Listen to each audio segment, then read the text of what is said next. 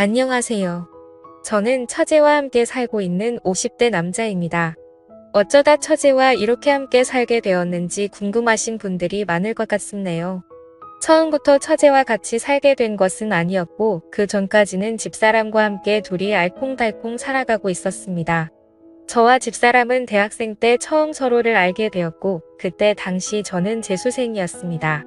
공부를 못했다기보다 집에 좋지 않은 일이 있어서 그 당시 대학교를 꿈도 꾸지 못했죠. 아버지의 사업이 넘어가서 빚쟁이들에게 쫓겨다니느라 집을 계속해서 바꿔서 도망다니기 바빴었습니다. 대학교 지원은커녕 고등학교도 제대로 나가지 못해서 출석 일수가 부족해 혹시나 졸업도 못할까봐 전전긍긍하며 지냈었네요.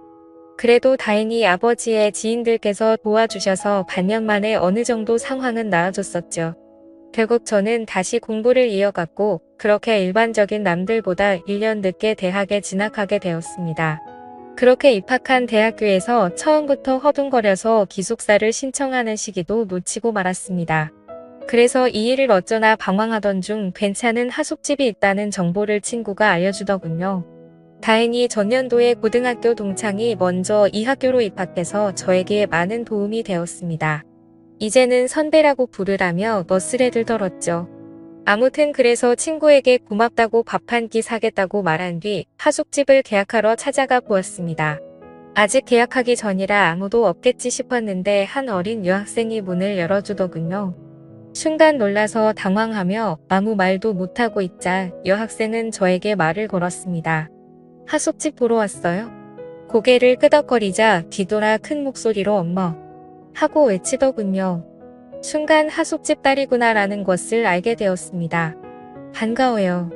우리 엄마가 하는 곳이라서 그렇게 하는 말이 아니라 진짜 여기만큼 가격 대비 깨끗하고 음식 잘 나오는 곳 없거든요. 라고 싱긋 웃으며 말을 하더군요. 악수를 건네는 당당한 여학생의 모습에 저는 첫눈에 반해버리고 말았습니다. 마치 어른처럼 세련되고 자연스럽게 손을 내미는 여자는 난생 처음 보았거든요. 저는 그렇게 홀린 듯 하숙집을 계약하게 되었습니다. 알고 보니 여학생은 저와 같은 그 해의 신입생으로 같은 학교를 다니게 되었다고 하더라고요. 게다가 우연인지 인연인지 그녀와 저는 전공마저 똑같아서 급속도로 친해지게 되었죠. 제가 재수한 사실을 알고 오빠라고 부르는데 행동은 저보다 훨씬 어른스러워서 참 신기했어요.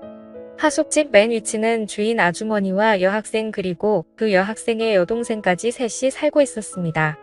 그녀와 저는 점점 친해져갔고 이야기를 나누던 중 제가 재수한 이유에 대해서 궁금해하길래 솔직히 말해줬죠.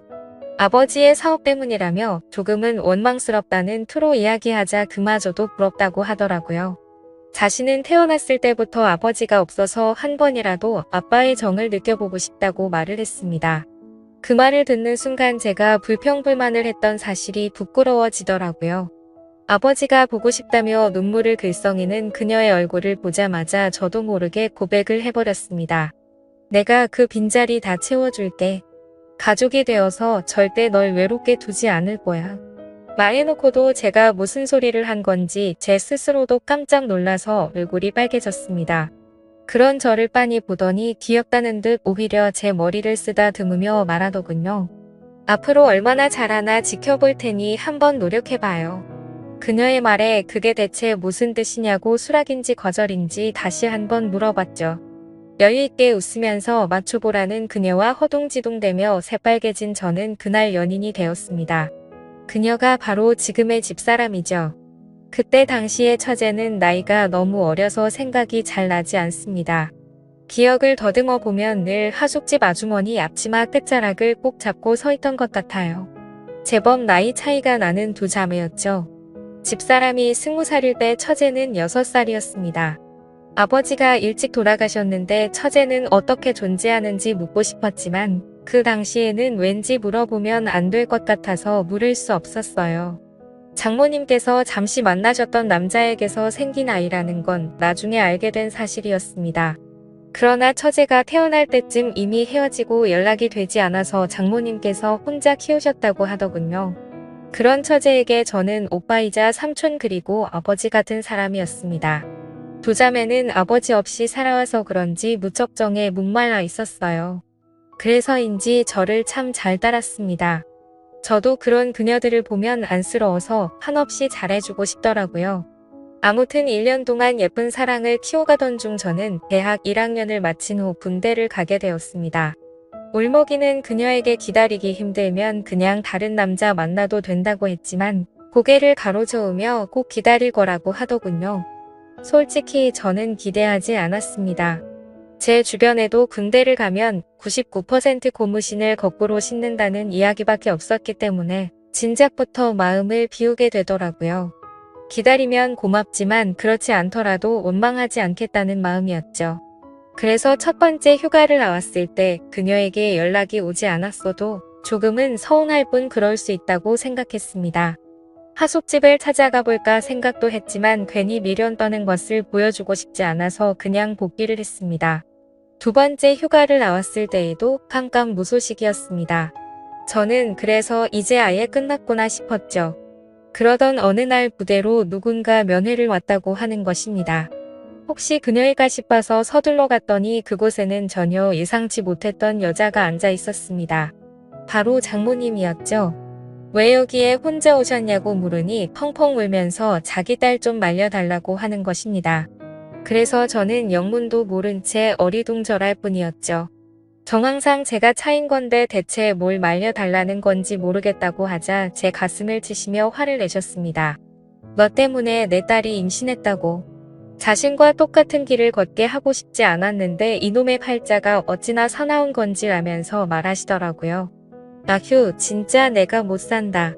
너한테 민폐 끼치지 않겠다고 혼자 나와서 기른다는데 내 속이 다 썩어 문드러지겠다. 어쩌면 좋니? 그 이야기를 듣는 순간 머리를 한대 맞은 것처럼 띵 하더군요. 그녀는 제 예전 한마디 때문에 임신 사실을 숨긴 것입니다. 이때 전 그녀와 술을 마실 때 제가 무심코 한 말이 있었거든요. 난 우리 아버지처럼 자식들 고생시키기 싫어. 가진 것도 없는데 무작정 애를 낳으면 어떡해. 애들이 뭐 그냥 알아서 쑥쑥 크는 줄 아는데 진짜 답답해 죽겠다. 난 절대 돈 없이 애들 키우지 않을 거야. 내 능력이 되기 전까지 아이를 가질 생각도 안 할 거고. 만약 내가 돈을 많이 못 벌잖아. 난 그럼 아이를 갖지 않을 거야. 제가 술 기운에 짓거린 그 말들 때문에 저에게 임신 사실을 알리지도 못하고 혼자 전전긍긍 하다가 숨어버린 것이었죠. 저는 너무 미안해서 눈물이 흘렀습니다. 미련한 저 때문에 마음고생을 시켜서 정말 속상했습니다. 그 다음 휴가를 나가자마자 그녀를 찾아가서 무릎을 꿇었습니다. 어느덧 봉근 나온 배를 황급히 감추며 당황해 하더군요. 너에게 불안감을 줘서 너무 미안해. 우리 결혼하자. 지금처럼 마음 아픈 일 한평생 없도록 노력할게. 정말 잘할게. 제 고백에 그녀는 아무 대답도 않고 가만히 눈을 감고 서 있다가 고개를 끄덕였습니다. 그렇게 저는 아빠가 되었고 남편이 되었습니다. 저희 부모님은 저를 크게 혼을 낼 줄 알았는데 기왕 이렇게 된 거 어떻게 하냐며 남자답게 책임지라고 하시더군요. 다행히 반대하는 사람 없이 행복하게 우리는 결혼할 수 있었습니다. 군인일 때 결혼식을 올리고 조금은 애매해서 제대를 한 후 진행하기로 했습니다. 집사람도 배가 점점 불러와서 차라리 아이를 낳고 웨딩드레스를 입고 싶다며 그때 가서 식을 올리는 게 좋다고 하더군요. 휴가 나온 날 혼인신고를 미리 하러 동사무소에 가는데 참 기분이 싱숭생숭했습니다. 내가 유부남이라니. 곧 우리를 쏙 닮은 아이가 생긴다니 정말 믿겨지지 않았죠. 무사히 출산을 하고 휴가 때마다 커가는 아이의 모습을 보며 혼자 육아를 담당하는 집사람에게 참 미안하고 고마웠습니다. 장모님도 많이 도와주셔서 다행이라고 생각이 들었어요. 이제 막 초등학교에 올라간 처제는 마치 자신의 동생이 생긴 것 같다며 좋아했죠. 언니이자 이모가 된 처제는 어린 나이에도 스스로 나서서 분유도 먹이고 기저귀도 갈아주는 등 그 나이대의 아이들과 달리 기특한 모습을 보였습니다. 제대 후 우리 둘 다 아직 학생의 신분이라서 졸업전까지 장모님네 하숙집에서 신세를 지기로 했어요.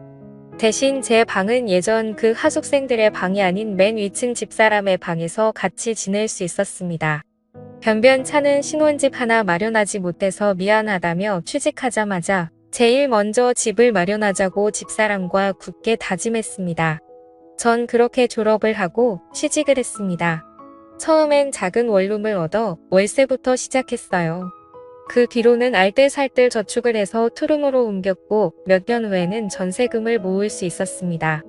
만약 서울이면 엄두도 못 냈을 텐데 지방 도시라서 그나마 가능했던 것 같네요.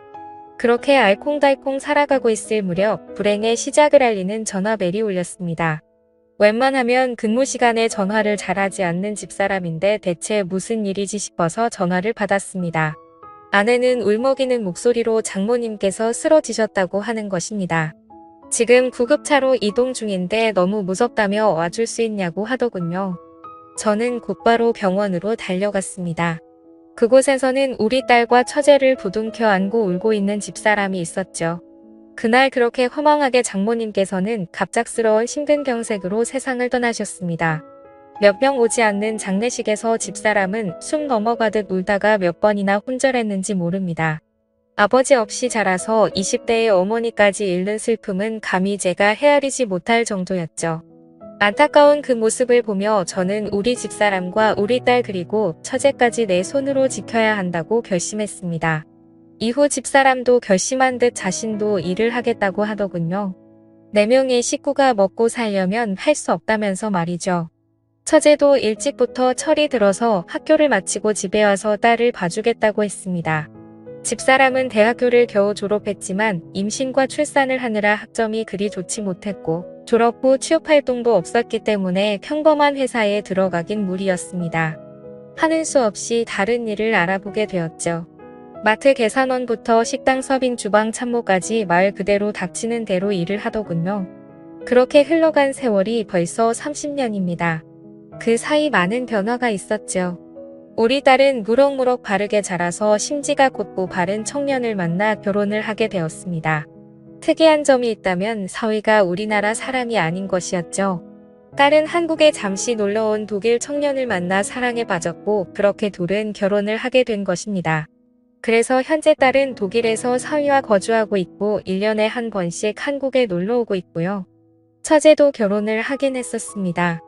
직장 동료와 만나서 결혼을 했는데 생각보다 결혼 생활이 순탄치는 않았던 것 같았습니다. 자주 싸우고 우리 집에 와서 자고 가는 날이 많길래 집사람과 저는 늘 처제를 걱정했습니다. 대체 무엇 때문에 그리 싸우냐고 물어봐도 걱정하지 말라며 그냥 사랑 싸움이라고 웃고 넘기는데 어떻게 그럴 수 있나요? 딸 같은 마음으로 자꾸 신경이 쓰였습니다. 그러던 어느 날 아내가 심각한 표정으로 제게 말하더군요. 아내가 아무 생각 없이 화장실을 열었는데 그 안에 처제가 샤워를 하고 있었답니다. 그런데 아내는 자신의 눈을 의심했다고 하더라고요. 황급히 몸을 감추는 처제의 팔을 잡아서 자세히 살펴봤는데 팔다리를 제외한 복부와 등에 온통 시퍼런 멍자국이 가득했답니다. 알고 보니 술만 마시면 상습적으로 손을 올리는 인간 같지 않은 놈이었던 거죠.